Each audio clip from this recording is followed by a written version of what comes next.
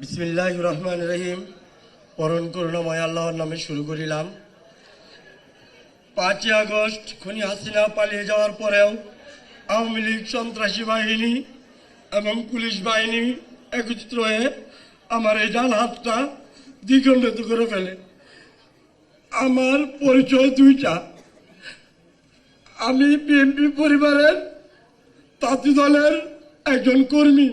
আমার নেতা আবুল কালাম আজাদ, হাজী মুজিবুর রহমান এবং ময়মনসিংহ সদর 4 আসনের এমপি ক্যান্ডিডেট আবু আবাকন্দ আমার খোঁজখবর নিয়েছেন। এতে আমি গর্বিত। আমার মনে কষ্ট শুধু একটা, যে আমার 3টা সন্তান, আমার 6টা সদস্য মিলে আমার একটা পরিবার। এই পরিবারটা নিয়ে আমি খুব কষ্টে জীবনযাপন করি। আমি দলীয়ভাবে কোনো সহযোগিতা পাই না। আমার পাওয়ারও কোনো ইচ্ছা নাই।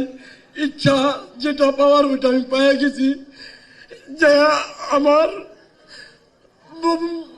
বড় ভাই আমার সামনে বসে আছে, ওটা দীর্ঘদিন পরে দেশে আসছে, ওনার সাথে আমি বসতে পারছি, এটাই আমার সবচেয়ে বড় পাওয়া।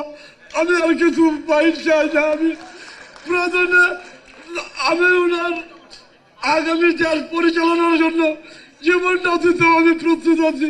আমি ওনাকে এতটুকু ভালোবাসি। আমি জুলাই যোদ্ধা হিসেবে নতুন পরিচয়, আমার পূর্বের পরিচয়, আমি জাতীয় দলের একজন নিম্নতম কর্মী।